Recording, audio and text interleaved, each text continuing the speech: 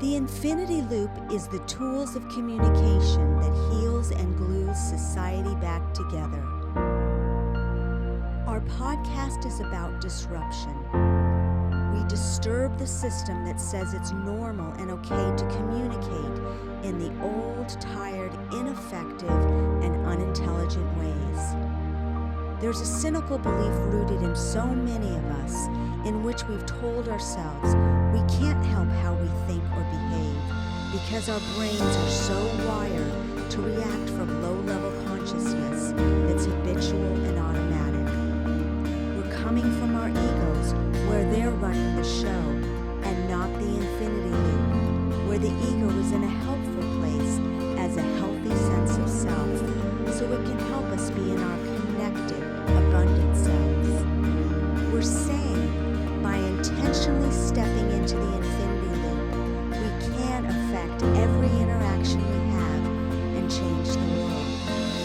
The Infinity Loop podcast is going to be about moving from the either-or to both-and way of thinking, where we transcend and include, as Ken Wilber teaches, in which we transcend the limitations of the old masculine and old feminine, but include what is healthy and helpful. What will emerge is a new balanced and integrated masculinity and femininity.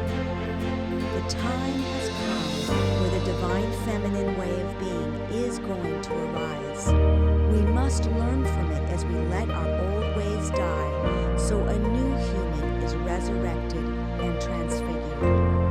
That new human will truly change the world. This podcast is also about having a growth mindset, which hungers to love well while practicing elegant and intelligent self-care.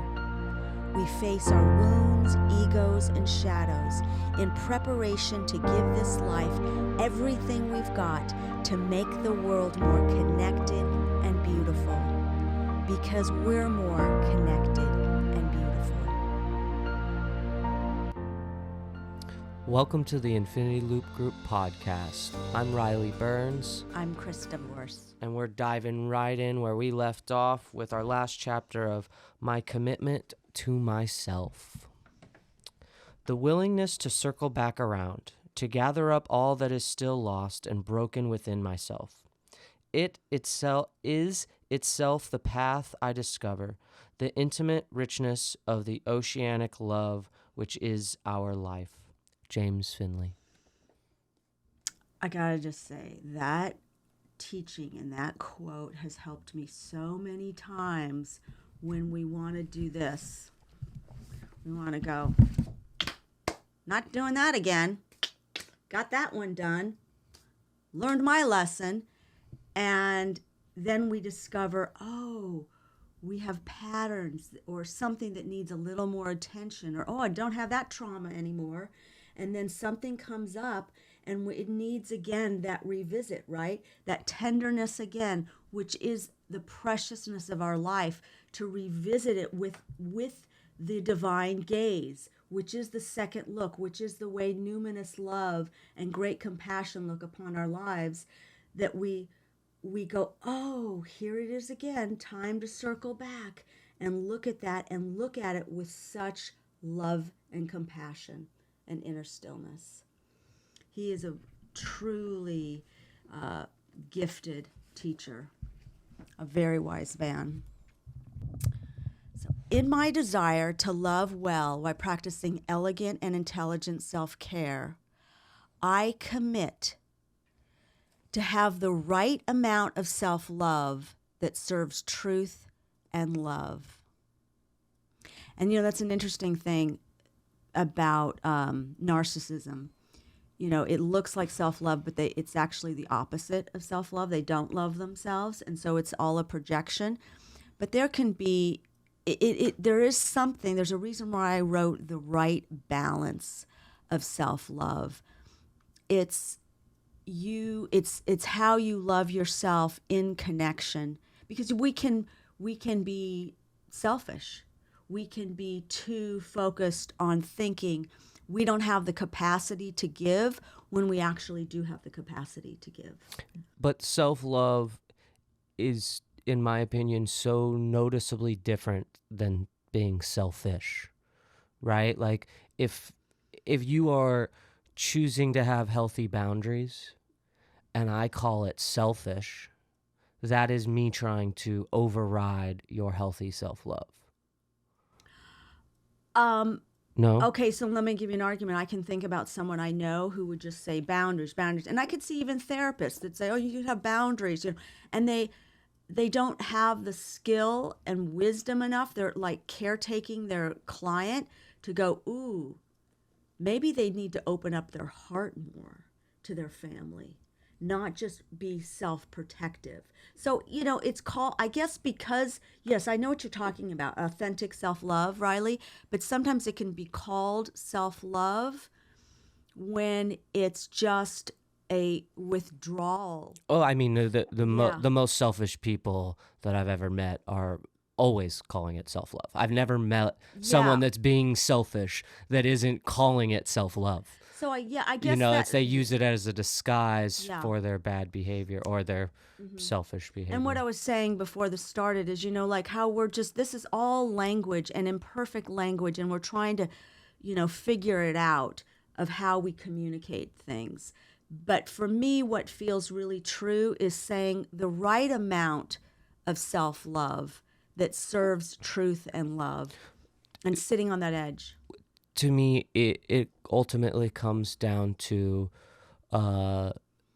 self-love is always, even when you are separating yourself, it is still ultimately about connection.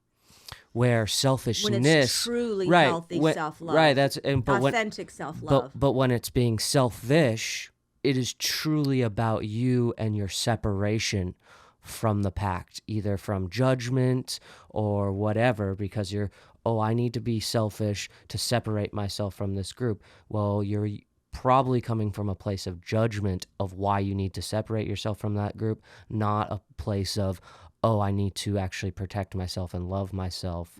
Right? I mean, at least that's how it rings for me. And it's very, very nuanced, because I have been tried to be destroyed because I tried to keep boundaries from predatory people. Oh, I mean, like sociopaths. Well, I think that's the kind of scary white walking the line of, like, people that are trying to manipulate you will call you your self-love selfish, and there's people that are trying to manipulate you that will call their own selfishness self-love. Yeah. Right? It's using that guise to manipulate the situation. And somebody that I respect, who's actually in a skincare business, talked about kind of narcissistic self-love. And it's when it falls into the superficiality. It falls into, an imbalance of what they invest in financially instead of their kids, that would be more appropriate to their needs. They're putting it on, beauty treatments that maybe have gone beyond what it'd be like a narcissistic self-love. I'm loving myself in this way, and you could challenge that. So it's just like, an interesting concept. The balancing dance. The balance. It's the balance, and it's the looking at ourselves and not just doing little answers of how we can even be manipulated to buy things and fix how we are aging in a way that is I'm not against that. I mean, clearly I need an eyebrow lift, but but at a point when it crosses a line and you're like, it might be disconnected from healthy self-love at this moment. So for me, it kind of all comes back to the infinity loop of, if your self-love is rooted in connection and communication, not projection and individual. Does that make sense? Because ultimately, or too much in the individual self. Well, because what you were even talking about is of walking the line of the nuance. The nuance requires other perspectives. So if you're always relying on only your perspective, you can't be in the connection and communication. You are automatically in the projection because you don't have multiple perspectives. You only have your perspective. And so to me, that is the nuanced difference of self-love and selfishness. Self-love ultimately is still in communication and connection. Even when you are separating yourself, maybe needing to, it still is rooted in a form of desire of connection and communication, not of individual selfishness. And because I find, especially when you were referring to like a family, when I hear people going to their therapist and their therapist says, oh, you need to just create these healthy boundaries around your family. And to me, it's the therapist is demonizing the family and not being a little more suspicious, right? Looking a little more, is that what's needed? Well, and not encouraging the person that's getting therapy to create an environment of connection. Again, this is all about separation, individual protection, as if your family is truly always trying to abuse you every time.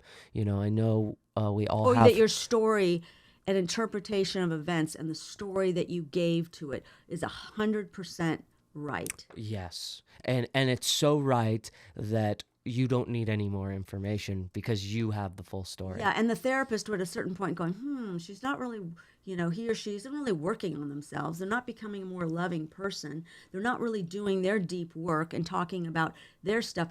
Maybe there's something else here. And that's where the shorthand of all this boundary, self-love, because you could say when someone gets into like narcissistic self-love, they're not really into deep, authentic self-love. It's crossed over. And I've been accused of being like I was accused when I got divorced of how I remember, again, I was in South Orange County, a highly evangelical area. And I remember the second grade teacher, my daughter's teacher, saying, you're being selfish for getting divorced, and that there was no, you need to stop just thinking about yourself, suck it up and think about your children. And, the amount of shame that was put on me, as though there were no biblical grounds for, divorce, that seeing the bigger picture. And again, that was the level of awareness we were as a society. It wasn't seeing the whole picture, like, wow, how could this be affecting the children? I mean, it was just so much trauma all around that couldn't be fixed. But this is a very interesting concept that we're spending a lot of time on, about what does self-love look like? And, and even almost choosing your regrets. I think self-love is so beautifully noticeable by others as well. Like, I think when you truly are walking with the loving of yourself, it projects in a very welcoming way, where being selfish is very opposite. And you're not judgmental. Right, because you're not judgmental. That was what we've been talking about. Because before. when you're being selfish, there is this layer of fuck off that comes off of you.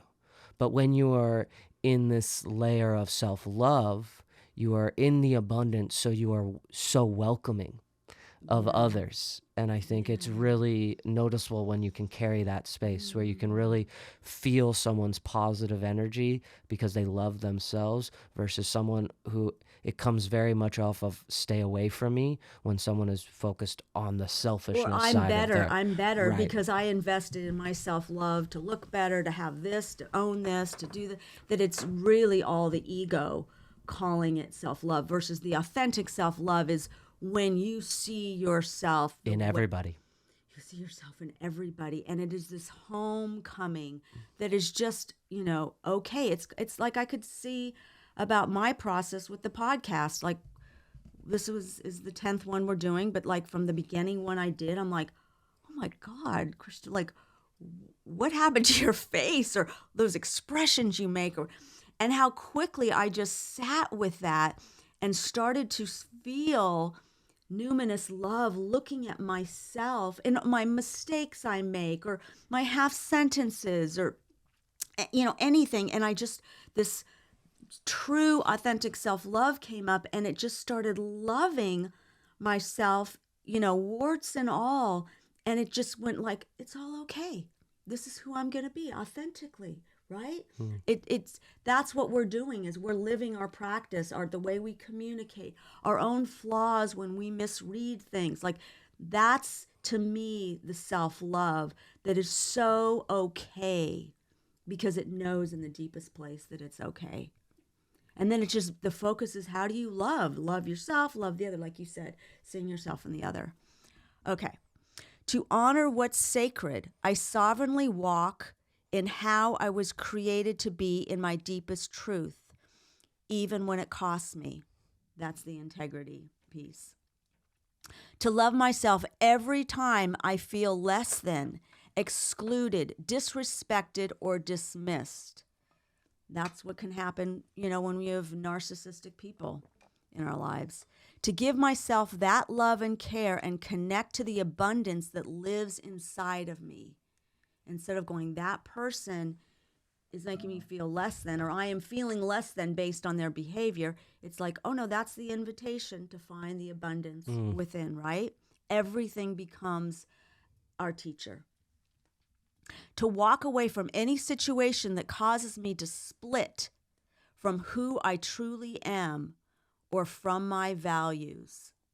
Splitting meaning, can't have that's not allowed. Got to put, can't have my values here in this relationship. To not enable implicitly or explicitly to be accepted. To not engage with those who spew their self-hatred. That would be the rage, because they said every time you're like out of control, you're projecting. That's their own self-hatred, that they hate themselves. That was, that they're putting, they can't hold it. So they have to put it out on someone else. Well, they're not owning their shame, so they're shaming others. Because they haven't come home to know that love can even hold their shame and transform it and put a warm blanket of love around it, and to go, that, and heal that deepest place. To not hang in there with relationships that cause me to doubt my own reality. That's the head spinning, the gaslighting. Going, I'm just hanging in there because I'm so loyal and just trying to do my work, that causes me to go, whoa, I am spinning. I'm doubting I don't even know what's true anymore. To not be with others who use my deepest wounds and shame to manipulate and use me.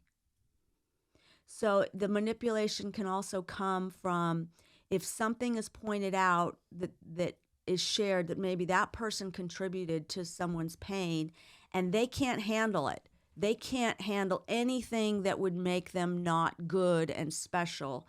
That they have to manipulate and use those wounds to go, I'm just going to go for the jugular here.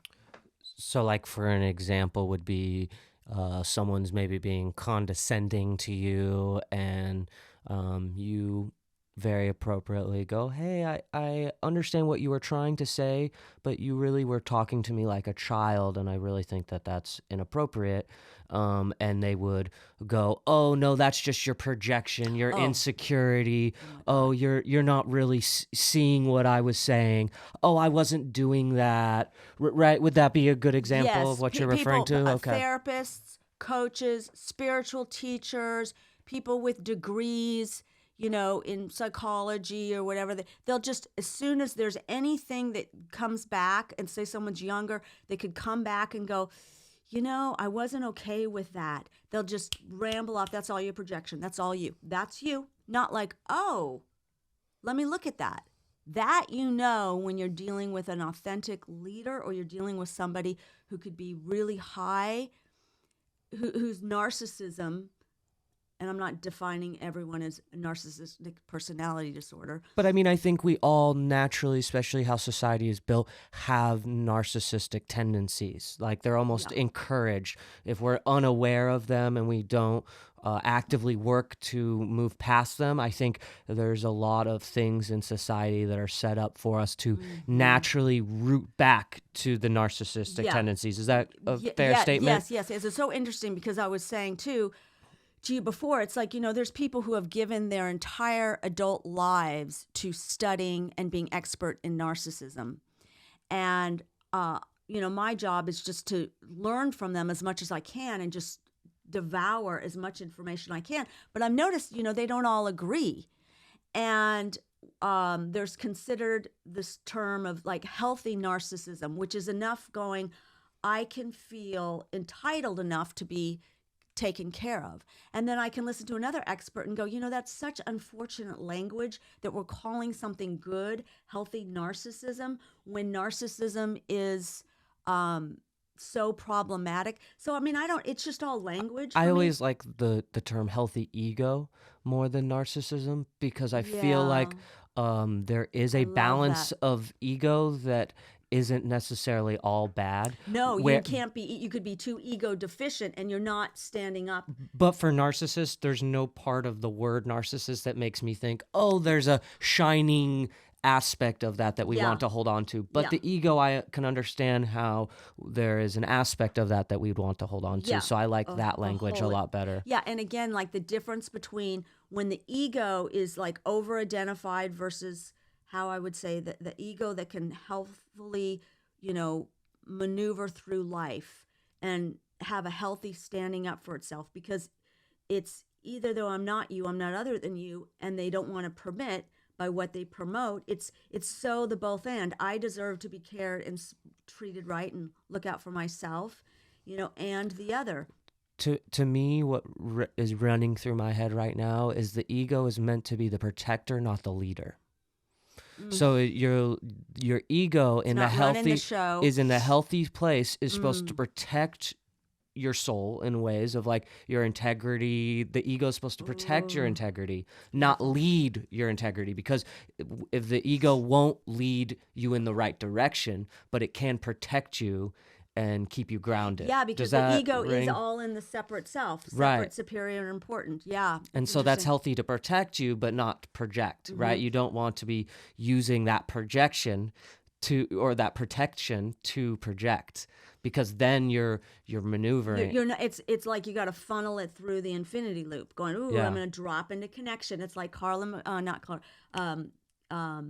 Martha Beck saying, when I first go to stillness, when I desire to be more connected than separate, and I go to stillness first, then I can speak anything. It's like that's the dropping in. But back to your comment before, which, sorry, I went off into the woods, but yes, we are in a society that is so promoting narcissism. The social, it's how we are marketed to. It's the social media. It's the way our brains are changing. So we have to be very intentional to, live differently.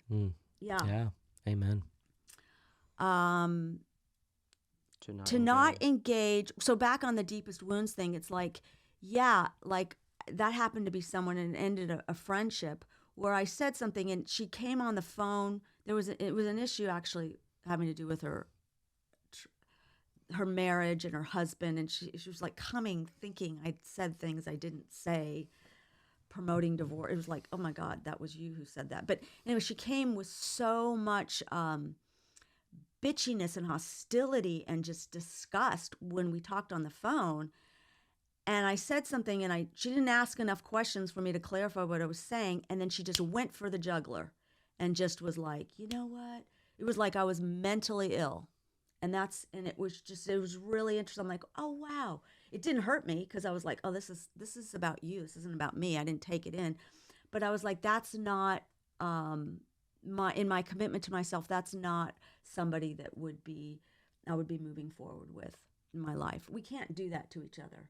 We cannot use our wounds And then there's another story where it's like you cannot use, and that's that whole diagnosing and Well, telling people they're just crazy, especially and when we're wounded. when someone is trying to help you, right? The amount of lashing out I see on people from people that are trying to help, and that to me, that's when people need the most help, right? You want to give me? Well, for example, what you were saying, someone that is coming to you for coaching and wanting your help. Yeah, And she wasn't a coaching; this was a friendship. But you were talking okay, about well, something else. when you are giving advice or perspective Spiritual or direction or yeah, anything. and someone's response to it, even if they, especially if they disagree, isn't that's a interesting perspective. I don't think that resonates. But when they turn it into all of a sudden, oh, you're trying to ruin my life, or oh, you don't really understand what's going on. Okay, well, give us more information. Right? It's the I'm going to blame you for my shortcomings in my relationship, even though I'm asking for your help. I'm now going to make you the bad guy, The scapegoat. the scapegoat. Yeah. Yeah. These are all things we have to sit with because we see it in another, and then we sit with it and go, whoa. When have I done that?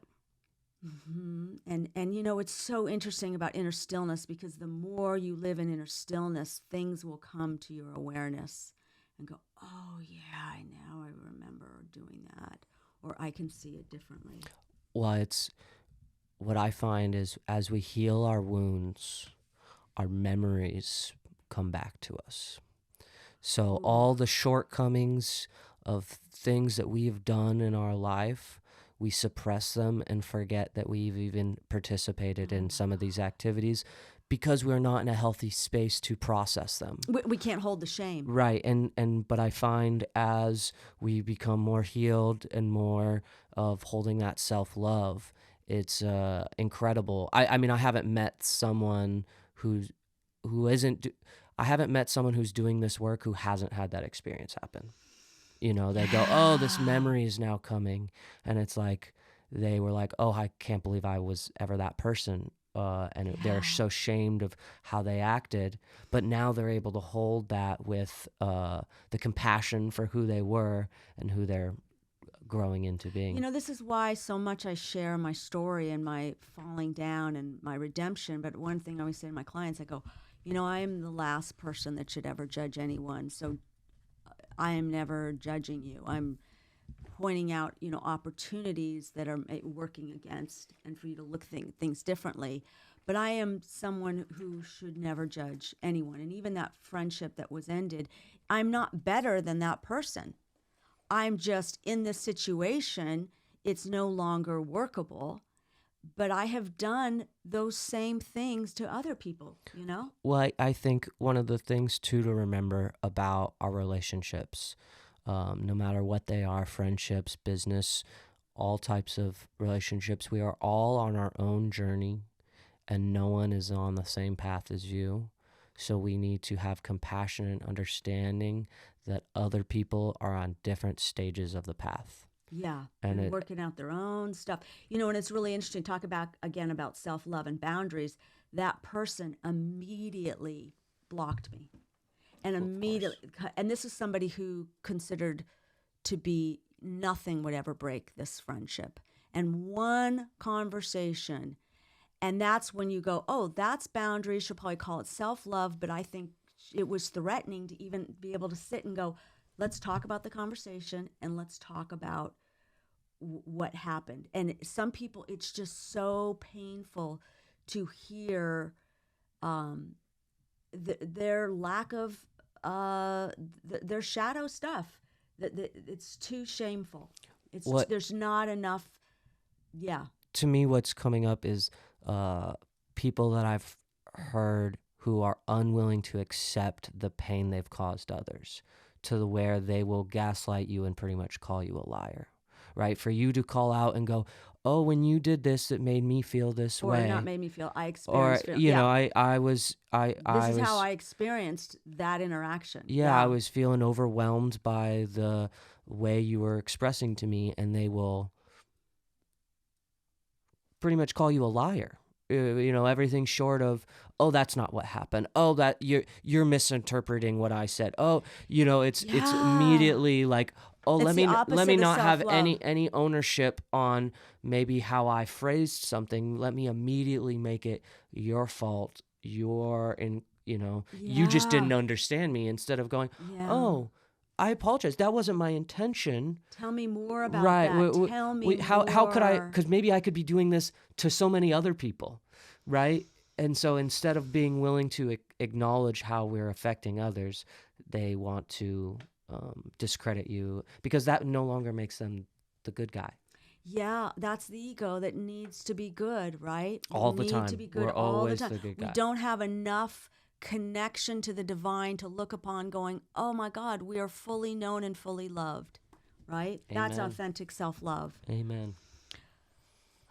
To not engage with anyone who believes I'm not spiritual enough, humble enough, or teachable enough when I have boundaries, question what they say, or have a strong reaction to their assertions.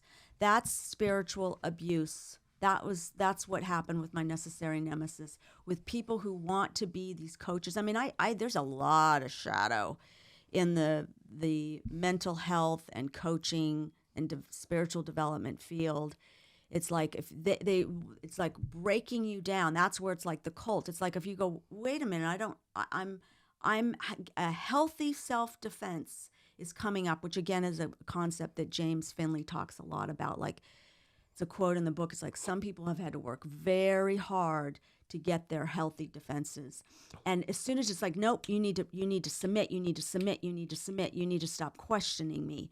You are not spirit, like, and the shame that they will use when this healthy fire comes up and goes, yeah, my whoa button just got pushed. Something isn't okay. Right?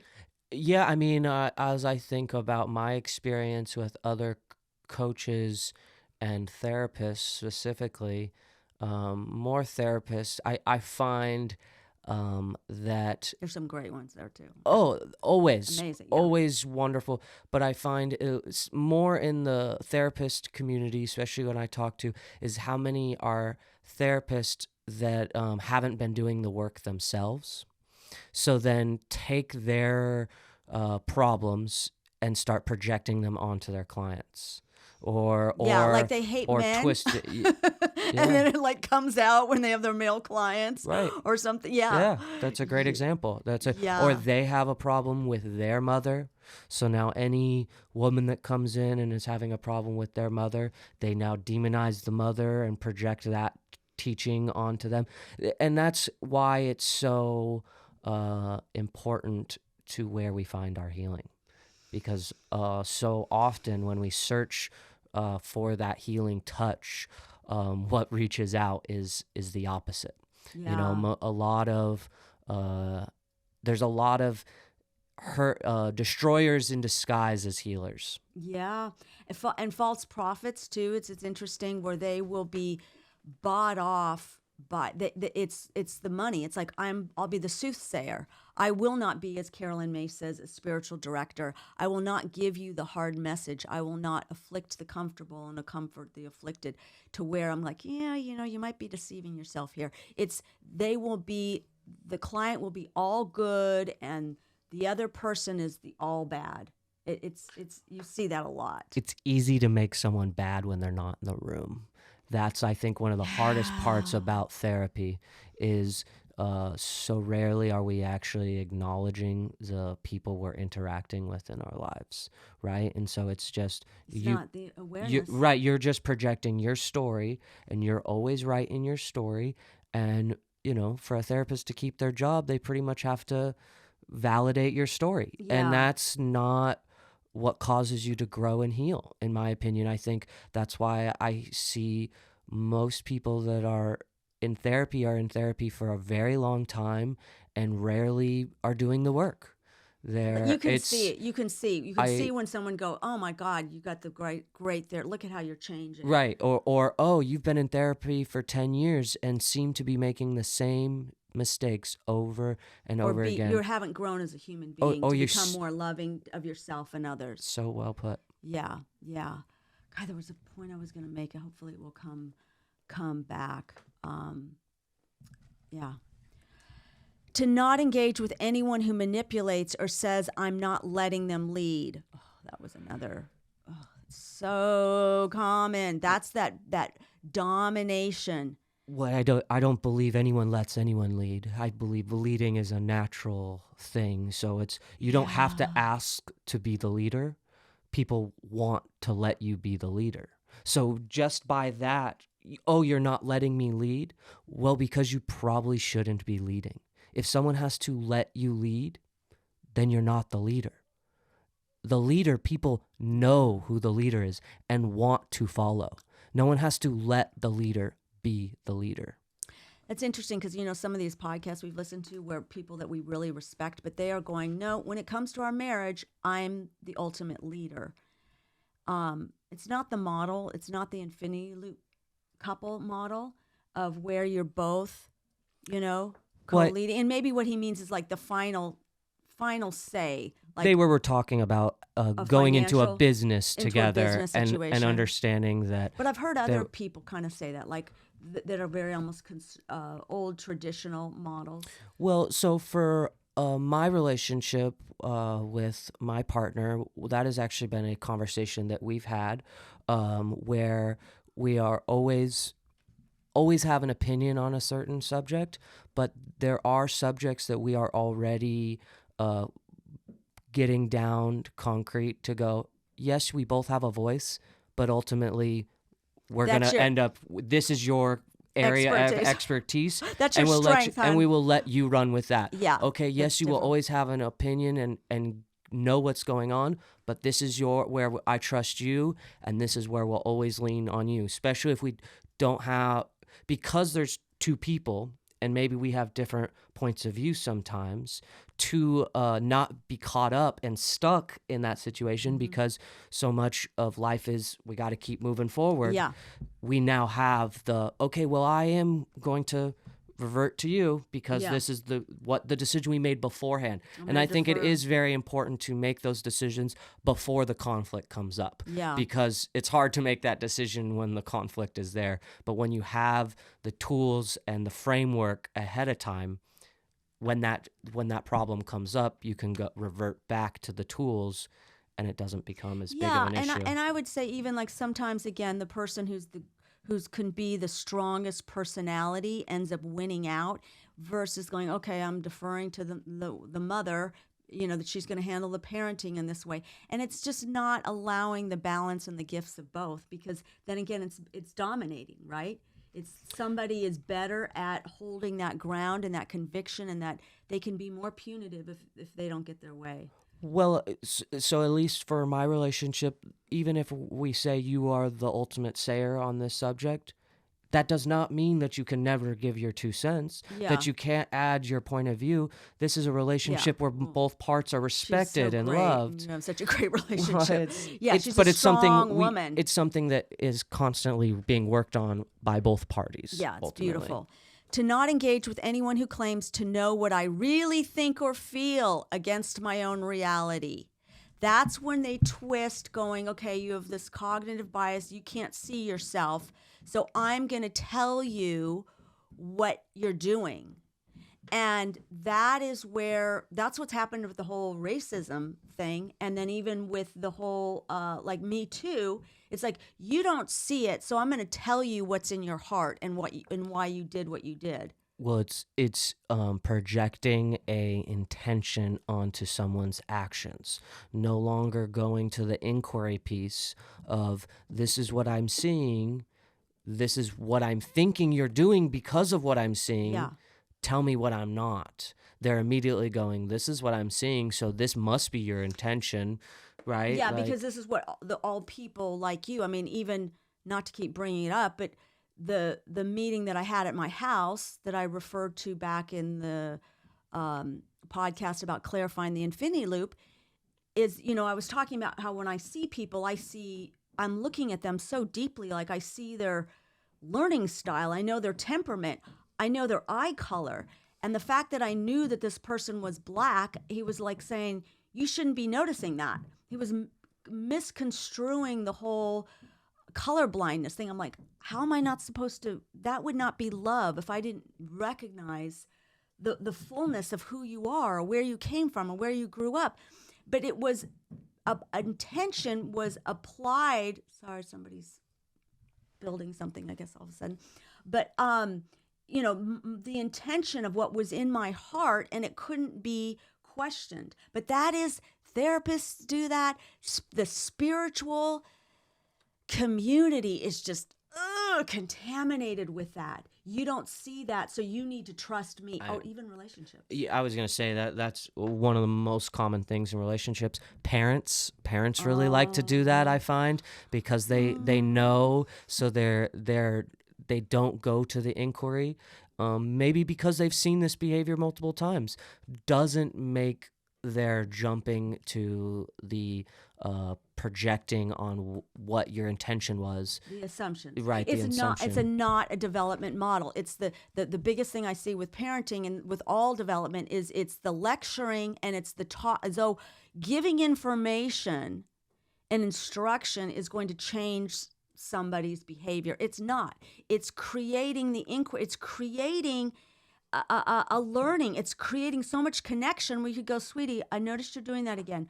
What's, again, the reason you're doing that? Creating the environment that empowers someone to make the best decisions in their life. And to see themselves from love. It's going back again to what Carla McLaren says. The shame needs to come on the inside. They have to know you care about them. Right. Like a child doesn't create a positive habit from you yelling and screaming at them and telling them that they are selfish or not paying attention. Yeah. They develop it by you creating the environment that encourages the positive behavior and creates the desire in them to do it without any helping them to be successful. Right. Yeah, it's the deeply being in the boat with them.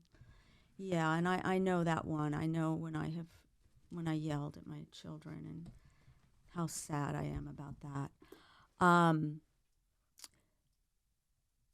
To not engage with anyone who tries to fix me. To not engage with anyone who repeatedly expresses anger and bullying where there should be empathy. So that fixing me, I find very interesting. I was listening to a therapist, and he was talking about the nuance of relationships and how so often the complaint of the man is that the woman changed, and the complaint of the woman is that the man didn't change. And so to me, I find that very interesting when it's the tries to fix you, right? We don't want to fix each other. We want to create the environment that encourages the natural growth. And the desire that they say they want. Yeah. To not engage with anyone who repeatedly to be courageous to see what others don't, to own the discernment earned from my life experiences. To trust the bounce. When my small self hurts, allow myself to bounce into my true self. When I'm burned up, trust I will rise like a phoenix from the ashes. To trust that the contrast of this situation will bounce me into healing from what drew me into it in the first place. When I feel shameful or am shamefully treated, bounce into deep self-love, self-care, and decide to remove myself from the situation even when it feels like fate to be involved. Ooh. And the fate could be so tied to that ooey-gooey spirituality, like, oh, I had these signs. Oh, this, all these little things that can cause us to go to censor our discernment, the disturbance. Can I a little pushback into saying maybe it is fate because that is the lesson you needed to learn? Well, it feels like fate. Well, it's interesting. I'm thinking about right. I'm referring Carl to Jung's... like being in a negative relationship can sometimes truly be your fate because that was the lessons you needed to learn. That's interesting. Well, or you're it's like I remember Leo said one time, it's like, God knew before you were born that you were going to get divorced, that this is like, it's like you can almost hold going, there's things that are going to happen that you could say your fate. You're like, okay, this is how it's gonna go. Yeah. But it's almost that feeling when I meant like fate. That's a very good point you're making. It's like my fate was that I was going to, this situation was going to be the very thing. That's the story of my life, right? That ended up becoming such a positive thing. Well, the things that break us build us back 10 times stronger. That's it. Yeah, and humble. I mean, that's the mystery of how our wounds and shadow and false self and ego dances with our destiny. Well, and I find it's truly amazing when we process and transcend our trauma, how much we realize we are doing it for ourselves, but we're doing it for the rest of the world because we are an example for others and are able to help others once we are able to heal our trauma, right? It's, you can't heal your trauma when you're still in your trauma. Like, you can't help someone heal their trauma while you're in your trauma. Yeah. And so I find that I see that a lot too, of people that don't want to work on themselves, so they're always looking to help others. And that is again that different, like that false, not even false healer, because I feel like it comes from the right place, but it's hard to give healthy advice or healthy vision to someone when you're not in a healthy mental space. Yeah, as well. It's like before I got divorced, I was so concerned about other people because I was ignoring my own work that I needed to do and face within what was going on in my life. You wanted to heal other people's marriages when yours was clearly on fire. Yeah, or with their children. Yeah, I'm like, oh, I was medicating myself by focusing on other people. It feels good to help other people solve their problems, and it is very easy to not think about yours when you're caught up in someone else's. Yeah. But I find that that's not only not healthy for you, but not healthy for the person that you're claiming to want to help. And that thing about healing trauma, it's like how you become a healing force. It's like your very presence regulates them, and you can just watch it, how quickly they'll call you on the phone and they're in such a trauma response, and how quickly their nervous system calms down. And it's just balm being put on them. Well, it's what I love that I see when you come into a room. You energetically change how people see you, see the world, and see themselves. And that's why I was saying you have this ability to truly bring the best out of people. I think for them, it's even subconsciously. I don't think they are realizing that their best self is coming forward.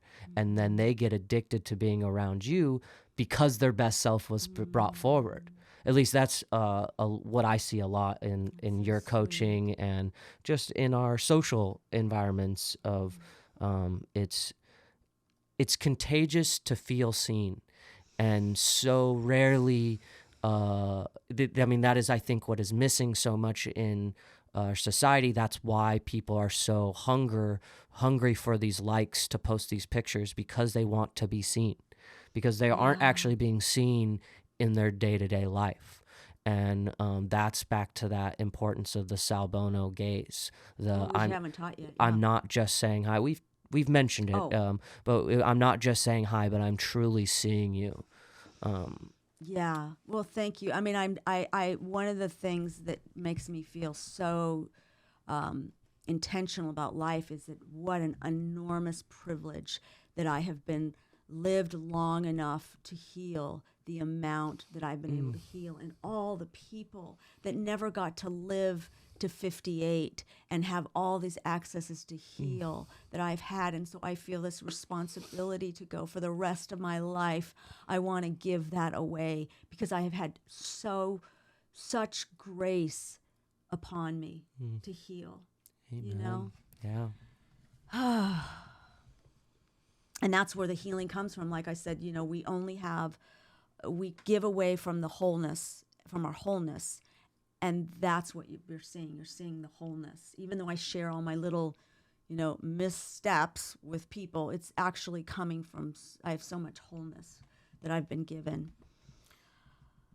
To know that when I sense someone's love of power and control over me, that I was made for greater things than being used and misused, and know something is deeply wrong. When I speak up from my inner integrity, I'll know based on the person's response how long I should stick around. Boy, that's true. It's like, talk about leading with your boundaries. You find out who scatters and who can go, oh, I'm sorry. Oh, I care about you. Oh, I want to stay in relationship with you, right?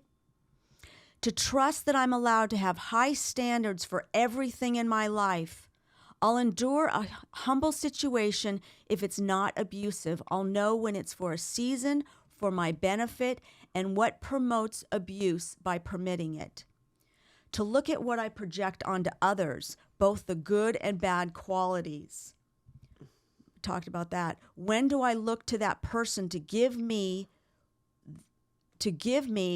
that I'm able to give to myself and bring, that should have been the word what, I'm able to give to myself and bring into my world. So that's just saying looking for your wholeness within you, not Or outside anything, of, or yeah. not being healed, right? It's that fine line of others can help you heal, but ultimately you have to heal yourself, and not looking for that healing. Yeah, or say you're hanging out with someone because they're really good at getting you out in nature or exercising, and you're like, oh, wait, I don't have to be around them, and their kind of crappy behavior, and I can be giving that to myself. That's a part I've estranged from my own needs, right? Yeah. To not endure abusive or boundary-busting behavior in exchange for a crumb of truth. Our true selves don't cause us to get into our heads about a situation and try to justify others' bad behavior. When a healthy person hurts us, there's deep remorse on their part, and you know it to be authentic and that change is possible. To know that to speak up for what we need and value is used for good in the other person's life is an opportunity for them to heal, grow, and love. To acknowledge that any time we face abuse, trauma, addiction, loss, codependency, or any other change or growth, life change or growth, it will cost us the relationships that will no longer serve our transformed selves. We bounce into the true self every time we're tempted to be something we no longer are, to get that old crowd back. To wake up, have integrity, and love well by practicing elegant and intelligent self-care will always cost us. We love those people from the fullness of our true selves, kick the dust off our feet, and keep on walking. Our new tribe is waiting for us. Which one on this list were most personal to you as areas to grow in?